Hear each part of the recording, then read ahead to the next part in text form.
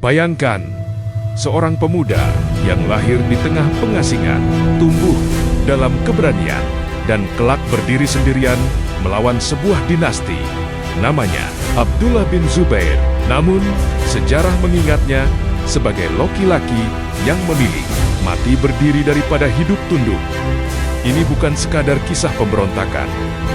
Ini adalah kisah kehormatan, ambisi, politik, dan darah yang mengalir di tanah suci.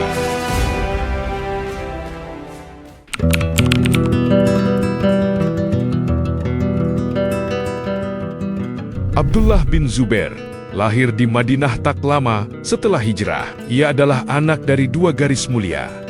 Ayahnya Al-Zubair bin Al-Awwam, seorang sahabat pemberani dan sepupu Rasulullah. Ibunya Asma binti Abu Bakar, kakak dari Aisyah, istri Rasulullah. Sejak awal hidupnya, ia bukan bayi biasa. Ia adalah bayi pertama kaum muhajirin yang lahir di Madinah. Saat itu tersebar kabar bahwa orang Yahudi telah menyihir kaum muhajirin yang datang dari Mekah ke Madinah agar tidak punya keturunan. Oleh sebab itulah, ketika Abdullah bin Zubair lahir, setiap sudut kota Madinah bergemuruh takbir, menandakan bahwa sihir orang-orang Yahudi tidak terwujud. Rasulullah sendiri mengunyah kurma, lalu mentahnik, dan Rasulullah pulalah yang memberinya nama Abdullah. Di masa kecilnya ia tumbuh dan berinteraksi langsung dengan Rasulullah SAW yang membuat ia menjadi pribadi yang tidak diragukan lagi kesyalehannya dan ketegasan dalam membela kebenaran serta berdiri pada prinsip-prinsip yang sesuai dengan yang seharusnya dimiliki seorang mukmin.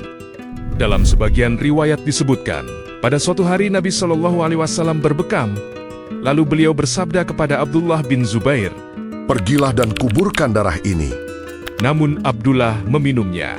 Ketika ia kembali, Nabi SAW bertanya, "Apa yang engkau lakukan dengan darah itu?" Ia menjawab, "Aku meminumnya." Maka Nabi SAW bersabda, "Celaka engkau dari manusia dan celaka manusia darimu. dalam sebagian lafaz, Tidak akan menyentuhmu api neraka." catatan penting, mayoritas ulama Ahlus Sunnah berpendapat, darah Nabi SAW suci. Ini kekhususan bagi beliau, tidak boleh dianalogikan kepada manusia lain.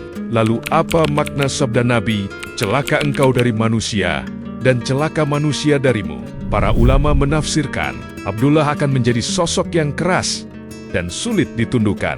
Ia akan menghadapi pertumpahan darah besar, isyarat terhadap masa fitnah dan peperangan yang ia alami. Dan memang, dalam sejarah, Abdullah bin Zubair kelak menjadi tokoh besar dalam konflik politik melawan dinasti Bani Umayyah.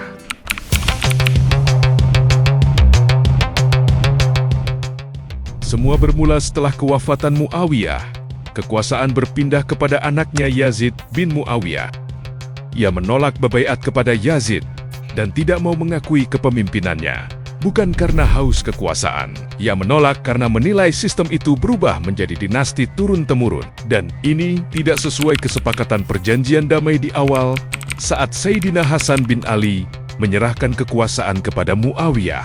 Salah satu poin penting dalam perjanjian damai itu adalah kekuasaan setelah Muawiyah dikembalikan kepada Hasan atau musyawarah kaum muslimin. Namun menjelang wafatnya, Muawiyah melakukan langkah besar. Ia menunjuk putranya, Yazid, sebagai penerus. Ini pertama kalinya kekhalifahan berubah menjadi sistem dinasti turun-temurun. Tidak semua menerima. Tokoh-tokoh yang menolak baiat kepada Yazid, Hussein bin Ali, Abdullah bin Zubair, Abdullah bin Umar dengan sikap hati-hati. Abdullah bin Abbas bersikap tenang. Mulai era ini orang-orang yang menentang dinasti Bani Umayyah menerima hal-hal yang tidak seharusnya terjadi sebagai sesama muslim. Ingat, mereka menentang bukan karena haus kekuasaan, tapi karena tidak sesuai kesepakatan perjanjian damai di awal antara Sayyidina Hasan dan Muawiyah. Lalu terjadilah rentetan fitnah dan peristiwa besar, di antaranya pembunuhan Sayyidina Hussein di Karbala, yang juga tak lepas dari campur tangan orang-orang munafik.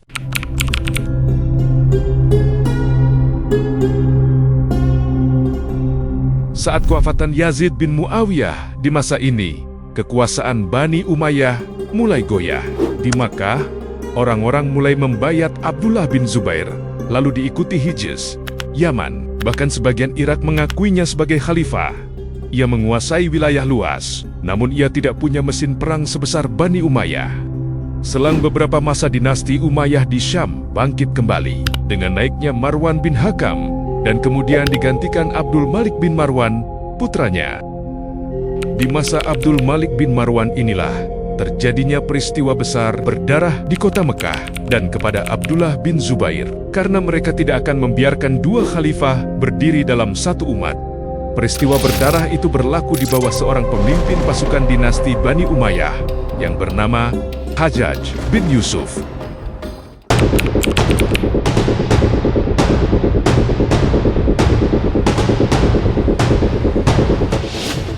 Pada tahun 72 Hijriah, Al-Hajjaj bin Yusuf berangkat dari Irak dengan pasukan besar atas perintah Abdul Malik bin Marwan. Al-Hajjaj mendirikan manjanik di sekitar bukit yang mengelilingi Mekah.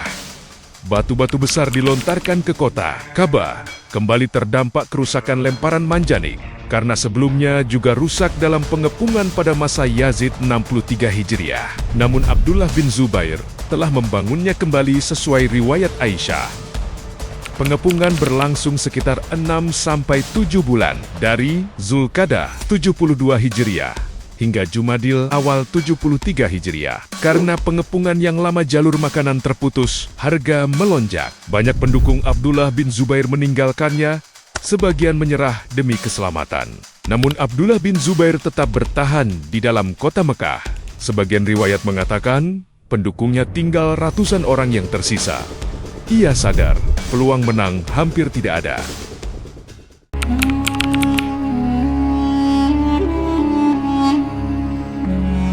Sebelum menuju medan perang terakhirnya, ia mengunjungi ibunya Asma binti Abu Bakar yang saat itu sudah sangat tua, dan bahkan penglihatan beliau sudah tidak dapat melihat lagi. Dia bertanya, Wahai ibu, orang-orang telah meninggalkanku. Asma menjawab, Jika engkau berada di atas kebenaran, maka bersabarlah. Kematian dalam kehormatan lebih baik daripada hidup dalam kehinaan. Aku khawatir orang-orang akan mempermainkan jasadku. Wahai anakku, kambing yang telah disembelih tidak merasakan sakit ketika dikuliti. itulah percakapan terakhir mereka. Ibunya menyuruhnya tetap di atas kebenaran.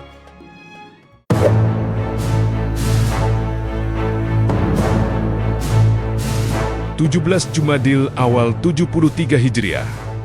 Ia keluar berperang hampir sendirian. Ia tahu ia akan kalah. Ia tahu ia akan mati. Perang yang tak sebanding pun terjadi. Ia roboh. Tubuh yang dulu saat lahir ke dunia menjadi kebahagiaan umat Islam karena mematahkan klaim sihir orang-orang Yahudi dan bayi yang ditahnik Rasulullah SAW. Bahkan Rasulullah SAW lah yang memberinya nama, kini telah kembali kepada yang menciptakannya, Allah Subhanahu wa Ta'ala. Dan ia gugur di sekitar Ka'bah. Seolah belum puas, apa yang dikhawatirkan Abdullah bin Zubair atas jasadnya sungguh terjadi. Al-Hajjaj bin Yusuf menyalibnya. Ya, orang mulia itu disalib oleh Al-Hajjaj bin Yusuf dan dibiarkan beberapa waktu.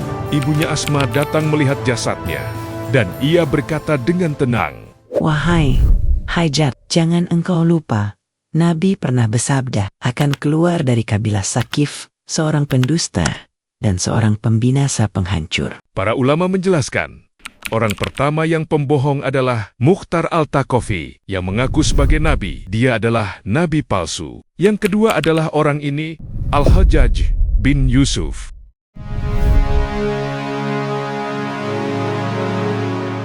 Akhirnya beberapa waktu kemudian, jasad Abdullah bin Zubair diturunkan dan dimakamkan. Tak lama berselang ibunya Asma binti Abu Bakar juga wafat. Itulah akhir Abdullah bin Zubair. Dan terkadang dalam sejarah, bukan kemenangan yang membuat seseorang dikenang, tapi pilihan untuk berdiri ketika semua orang duduk.